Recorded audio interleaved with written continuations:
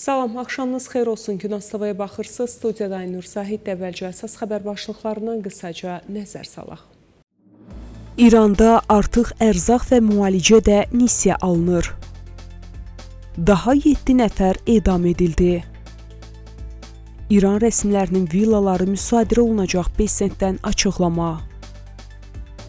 İsrail yenidən İranla müharibəyə hazırlaşır. Traktor klubu Çempionlar Liqasına vəsiqə qazandı. İndi isə daha ətraflı. İran hakimiyyəti inflyasiyanın nəzarət altında olduğunu iddia etsə də, ölkə mediasında yayımlanan hesabatlar əhalinin artan yaşayış xərcləri qarşısında ciddi çətinliklərlə üzləşdiyini göstərir. Məlumatlara əsasən bir çox ailə artıq gündəlik ehtiyaclarını qarşılamaq üçün nisyə və kreditlə alış-veriş etməyə məcbur olur. Bu isə əhalinin böyük hissəsinin gəlirlərinin yaşayış xərclərini ödəməyə kifayət etmədiyini ortaya qoyur. Xəbər onlayn nəşri yazır ki, əvvəllər əsasən bahalı malların alınması üçün istifadə olunan kreditli alış-veriş artıq ərzaq məhsullarına, geyimə, ayaqqabıya və hətta bəzi tibbi xidmətlərə də şamil edilir. Eyni zamanda kirayə bazarında da vəziyyət ağırlaşır. Dünya İqtisad qəzetinin məlumatına görə, bu ilin ordu 5 ayında yenilənən kirayə müqavilələrinin böyük hissəsində qiymətlər 25-30% artırılıb. Hesabatda qeyd olunur ki, bəzi ailələrdə mənzil kirayəsinin payı ümumi gəlirin 70%-dən çoxuna çatıb. Məlumata görə Tehranda 60-80 kvadrat metrlik və 10 ildən az yaşı olan mənzillərin orta aylıq kirayə haqqı depozit nəzərə alınmaqla təxminən 52 milyon tümənə yüksəlib ki, bu da işləyən bir ailənin gəlirinin 70%-dən çoxunu təşkil edir. İranın Məşəd, Zahidan, Kirmanşah və Bircənd şəhərlərinin həbsxanalarında 7 məhbus edam edilib. Bu barədə İnsan Haqları Təşkilatları məlumat yayıb. Onların narkotik maddələrin alveri və qətildə ittiham olunduqları bildirilib. İran məhkəməsi və rəsmi media edamlar barədə məlumat yaymayıb. Davam edirik. İranın Küveytdəki hərbi hava bazasına endirdiyi balistik raket zərbəsi nəticəsində bir neçə Amerikalı yüngül xəsarət alıb. Birləşmiş Ştatlara məxsus 2 MQ-9 Reaper pilotsuz uçuş aparatı isə ciddi zərər görüb. Bu barədə Bloomberg hücum barədə birbaşa məlumata malik mənbəyə isnadən xəbər verib. Mənbənin sözlərinə görə Küveytin hava hücumundan müdafiə sistemləri Fatih 110 raketini havada zərərsizləşdirib. Lakin raketin qalıqları Əli Əl-Salim hərbi bazasına düşüb. Nəticədə podratçılar və aktiv hərbi qulluqçular da daxil olmaqla təxminən 5 nəfər yüngül xəsarət alıb.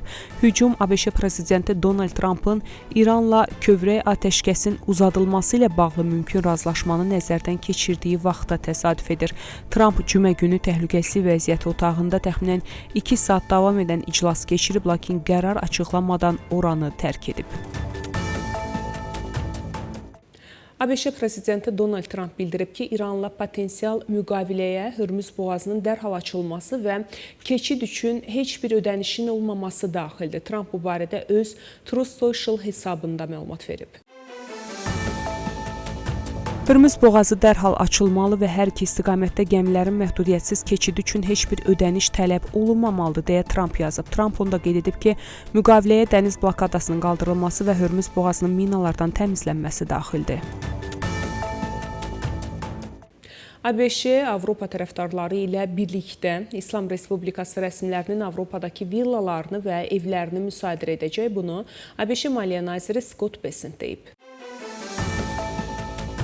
İslam Respublikası rəsmilərinin Avropadakı villalarının, evlərinin və əmlaklarının ələ keçirilməsi Vaşinqton və Avropa paytaxtlarının birgə gündəliyindədir, deyə nazir bildirib.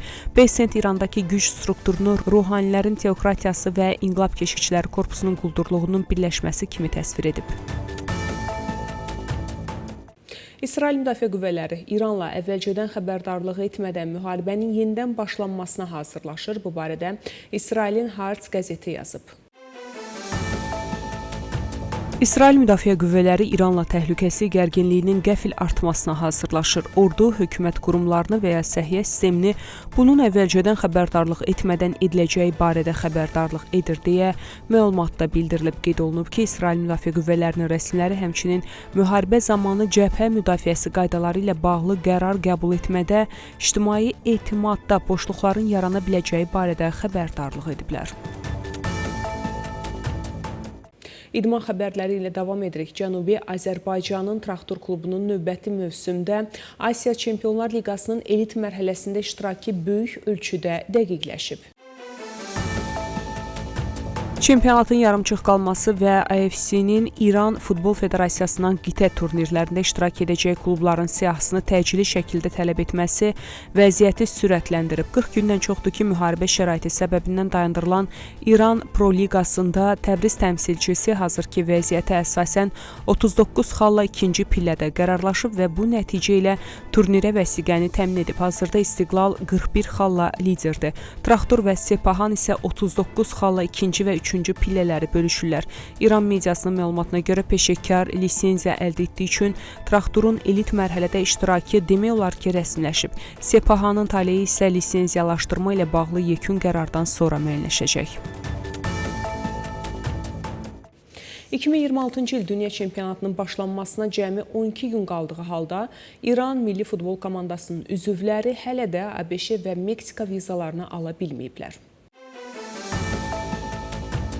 İran millisinin rəhbəri Mehdi Məhəmməd Nəbi Qambiya ilə keçirilən yoldaşlıq oyunundan sonra bildirib. FIFA-ya məktub göndərmişik ki, vizaların hansı tarixdə veriləcəyini öyrənək. Bizə həm Meksikanın, həm də ABŞ-nin çox girişli vizaları lazımdır. O əlavə edib ki, son danışıqlara əsasən viza prosedurlarının böyük ehtimalla bu həftə ərzində tamamlanacağı gözlənilir. Bu vəziyyət Dünya Çempionatında iştirak edəcək əksər komandaların artıq viza, yerləşmə və hazırlıq düşərgələri ilə bağlı bütün məsələləri həll etdiyi bir vaxtda yaşanır. Eyni zamanda İran millisinin ABŞ-nin Arizona ştatında nəzərdə tutulan düşərgəsi son anda ləğv edilərək Meksikanın Tijuana şəhərinə köçürülüb.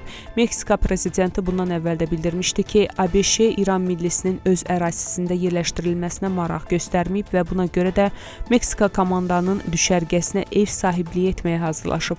Mehdi Məhəmməd Nəbi düşərgənin dəyişdirilməsi ilə bağlı deyib. Biz FIFA-nın qərarlarına tabeyik və bu düşərgəni bizə FIFA təklif edib. Nə baş verdiyini onlar izah etməlidirlər. Hər halda Tijuanadakı düşərgəni qəbul etdik.